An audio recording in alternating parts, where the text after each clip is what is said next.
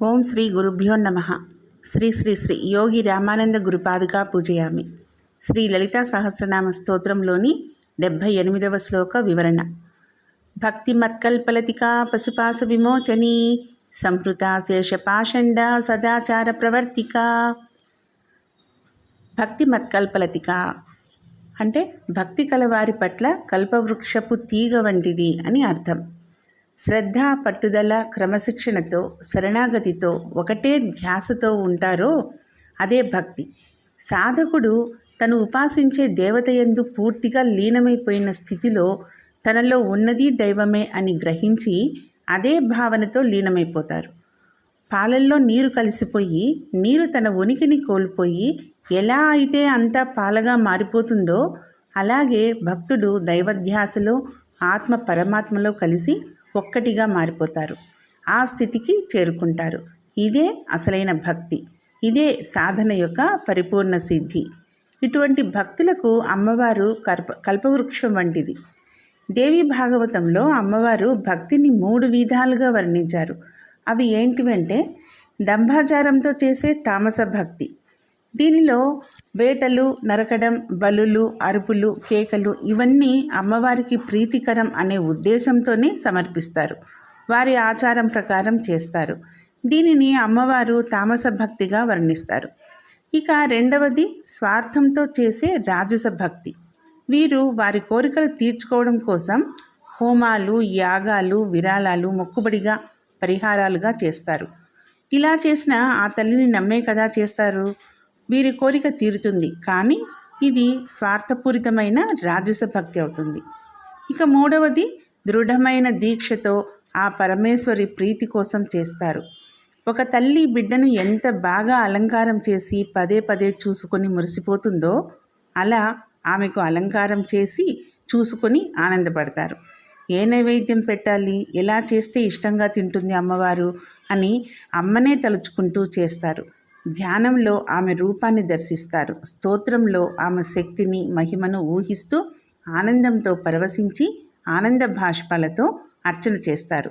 ఇటువంటి వారు అమ్మ నుండి ఏమీ ఆశించకుండా ఆ తల్లి నా పూజ వల్ల ఆనందిస్తే చాలు అని కోరుకుంటారు. భరించలేని కష్టాలు వచ్చినా ఈ నాటకం ముగిశాక నీ పాదాల దగ్గరకు చోటు ఇవ్వు తల్లి అని కోరుతారు, కానీ నిందించరు. ఎందుకంటే ఈ కష్టాల రూపంలో కర్మ కాలిపోతే పరిశుద్ధ ఆత్మగా ఆ తల్లిలో లీనం కావచ్చు అనే సత్యాన్ని గ్రహించారు కాబట్టి. భక్తితో, ప్రేమతో శరణాగతి తప్ప కోరికలు, ఫిర్యాదులు అనేవి ఉండవు. అట్టి భక్తి ఉన్నవారి వెంటే ఆ తల్లి నడుస్తుంది. వారు ఉన్న చోట నివసిస్తుంది. ఆ తల్లి స్వార్థం లేని భక్తిని వెతుక్కుంటూ వెళ్తుంది.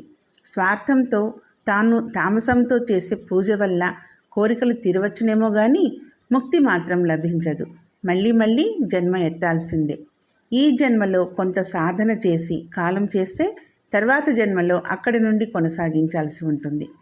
భక్తుల పట్ల కల్పవృక్షపు తీగ వంటిది అని ఈ నామానికి అర్థం. తర్వాతి నామం పశుపాస విమోచని అంటే వివిధ పాశములచే బంధింపబడు వారిని బంధ విముక్తులను చేయునది అని అర్థం. ఇది చాలా గొప్పదైన విశేష నామం. పాశముల నుండి బంధింపబడిన జీవుడు ఎలా ముక్తి పొందాలి, ఎలా మాయ నుండి బయటపడాలి అనే విషయం గురించి అమ్మవారు ఈ భవబంధాల నుండి ఎలా విముక్తి కలిగిస్తుంది అని తెలుసుకుంటూ వస్తున్నాం. కర్మబంధాల పాశం నుండి జీవుణ్ణి విముక్తి కలిగించే జ్ఞానం అనుగ్రహిస్తుంది. ఈ బంధం నుండి విముక్తి పొందే ప్రయత్నం చేసినా నేను అనే భావన కూడా పాశమే. ఆ నేను అనే పాశం నుండి కూడా విముక్తి కలిగితే జీవాత్మ పరమాత్మ ఒక్కటే అన్న బ్రహ్మైక స్థితికి చేరుకుంటారు. ఈ నేను అనే పాశాన్ని కూడా విముక్తి కలిగిస్తుంది. నీలో ఉన్న పరమాత్మని గుర్తించాలంటే నువ్వు కూడా పరమాత్మే అని తెలుసుకోవాలి. అంటే ఒక మంత్రం నీకు సిద్ధించాలి అంటే నువ్వే ఆ మంత్రంగా మారిపోవాలి. మనసు, ఆలోచన, దేహం అంతా కూడా మంత్రమయమైన భావన. ఆ భావనే ఆచరణగా ఉండాలి. అది అప్రయత్నంగా మారిపోవాలి, కష్టంగా కాకూడదు. అప్పుడు ఆ మంత్రం సిద్ధిస్తుంది. అలాగే ఆ పరమాత్మలో జీవాత్మ ఏకం కావాలి అనుకున్నప్పుడు నిన్ను నువ్వు అంటే నేను అన్న భావన వదిలి అంతా నీవే అన్న భావనలోకి వెళ్ళాలి. అందుకు ఉన్న బంధాల పాశాల నుండి విముక్తి పొందాలి. ఈ బంధాలు భౌతికంగానే కాదు, మానసికంగా కూడా బంధించబడి ఉంటుంది. వివిధ రకాల ఆలోచనల నుండి కూడా విముక్తి పొందాలి. ఇలా జరిగినప్పుడు మనసు పూర్తిగా అమ్మవారిపై లగ్నం చేయగలుగుతారు. అలా ఆలోచన అనే బంధాల నుండి కూడా ఆ తల్లి విముక్తి కలిగించాలంటే ఈ ఆలోచనలన్నీ కూడా అమ్మ దగ్గరకు తీసుకెళ్ళాలి. ఆలోచన అమ్మవారిపై పెడితే మనసులో ఆమెను ప్రతిష్ఠ చేసుకోగలరు. హృదయంతో అర్చన చేయగలిగితే అది నిజమైన భక్తి. అప్పుడే అన్ని పాశాల నుండి విముక్తి పొందగల స్థితికి రాగలరు. తర్వాతి నామము సంపృతాశేష పాషండ. అశేష అనగా మొత్తంగా పాషండత్వం పోవాలి. పా అంటే వేదాంతం అనే అర్థం. పా అంటే పాలించేది, రక్షించేది. దానిని ఖండించు వారిని, వేద ధర్మాన్ని నిందించు వారిని పాషండులు అంటారు. వేద విరుద్ధమైన కర్మలను ఆచరించు వారికి ఈ కలియుగంలో అధర్మాలు కూడా ధర్మంగానే కనిపిస్తాయి. పాషండులంతా ధర్మం ముసుగు వేసుకొని తిరుగుతూ ఉంటారు. వేదాలలో, పురాణాలలో కనబడే పద్ధతులు కానీ, పూజా విధానాలు కానీ లేకుండా క్రొత్తవి వస్తున్నాయి. కలి వలన కొత్తగా వచ్చేవి ధర్మంగా కనిపించి ఆకర్షింపబడుతున్నాం. కొంచెమైనా మనం విచారణ చేసి ఈ దేశానికి ప్రాణమైన సనాతన ధర్మాన్ని కాపాడమని, పాషండాలని ధ్వంసం చేసి ఈ సనాతన ధర్మాన్ని కాపాడమని అమ్మని ప్రార్థించాలి. వేదాలంటే ఋగ్గు, యజుస్, సామ, అథర్వణ వేదాలు అని మనకు తెలిసిందే. శాస్త్రాలు 10 ఉన్నాయి. అవి పురాణాలు, జ్యోతిషం, న్యాయం, వ్యాకరణం, కల్పం, మీమాంస, ఛందస్సు, నిరుక్తం, శిక్ష. ఈ వేదాలను, శాస్త్రాలను ఉల్లంఘించే వారిని నివారిస్తుంది. కాబట్టి అమ్మ సంపృతాశేష పాషండ అయింది. తర్వాతి నామం సదాచార ప్రవర్తిక. సాంప్రదాయబద్ధమైన మార్గాన్ని అనుసరించి ప్రవర్తింపచేయున్నది అని దీనికి అర్థం.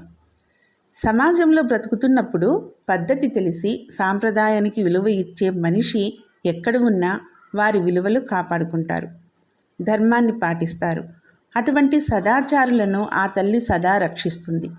సమాజానికి, ఆ కట్టుబాట్లకు విలువనివ్వడం వల్ల రాముడు కూడా సీతను దూరం చేసుకున్నాడు. మాట కోసం రాజ్యాన్ని, శీలం కోసం ప్రాణాలను వదులుకున్న వారు పుట్టిన దేశం ఇది. దానివల్ల వారికి ఏంటి లాభం అని అడిగినా, ఇప్పటికీ అటువంటి వారికి చేతులెత్తి మొక్కుతున్నా, అటువంటి వారు నడిచిన ధర్మ మార్గం, అనుసరించిన పద్ధతులు, విలువల కోసం బతికిన వారి జీవితాలు మనిషిని కూడా దేవుణ్ణి చేస్తున్నాయి అని నిరూపించారు. కట్టుబాట్లు అనేది బానిసత్వం కాదు, మనకు రక్షణ కోసం అని తెలుసుకుంటే అందరూ సదాచార సంపన్నులే అవుతారు. చరిత్రలో ధర్మాన్ని రక్షించిన వారి గురించి చెప్పుకుంటున్నారు కానీ ధనవంతుల గురించి చెప్పడం లేదు. అది గమనించాలి. కష్టపడి ధర్మ మార్గంలో సంపాదించింది కొంచెమైనా వారికున్న సంతృప్తి దోచుకున్న వారికైతే ఉండదు. సంపన్నులంటే ఇక్కడ ధనం ఉన్నవారు మాత్రం కాదు, ధర్మం తెలిసిన వారే సంపన్నులు. ఎందుకంటే ధర్మ మార్గంలో నడిచిన వారు మరణించిన తర్వాత కూడా సమాజంలో గౌరవించబడుతున్నారు, పూజింపబడుతున్నారు. సదాచారం కన్నా సంపద ఏముంది? ఇక్కడ నీ ప్రవర్తన పరలోకంలో నీ స్థానాన్ని నిర్ణయిస్తుంది. మళ్ళీ జన్మ ఎలా ఉండాలో కూడా నువ్వు ఈ జన్మలో రాసుకుంటున్నావు అని గుర్తుపెట్టుకొని జీవించాలి. అమ్మవారు ఏ విధంగా అయితే సదాచారాన్ని మటుకే స్వీకరిస్తుందో అలాగే ప్రతి మానవుడు ఎదుటి వ్యక్తిలోని మంచిని మటుకే గ్రహించాలి. తప్పు అన్నది నీ మనసుకు తెలిస్తే అది నువ్వు ఎప్పటికీ చేయకూడదు, ఆచరించకూడదు. నీ ప్రవర్తన మంచిది కాకుంటే దానివల్ల సమాజం కన్నా ఎక్కువగా నువ్వే నష్టపోతావు. నీ ప్రవర్తన ధర్మ మార్గంలో ఉంటే ఎక్కడున్నా గౌరవించబడతావు. ధనవంతులు పొందే గౌరవం ఎదుటివారి అవసరం, ధర్మాత్ములు పొందే గౌరవం దైవికం, వారిని దైవంగా కొలుస్తారు. తామరాకుపై నీటి బొట్టులా నీటిని పాలను వేరు చేసే హంసల ధర్మాన్ని, అధర్మాన్ని గుర్తించి ఆచరించాలి. సాంప్రదాయమైన పద్ధతిలో ప్రవర్తింపచేయునది అని ఈ నామానికి అర్థం. ఓం శ్రీ మాత్రే నమః. ఓం శ్రీ గురుభ్యో నమః.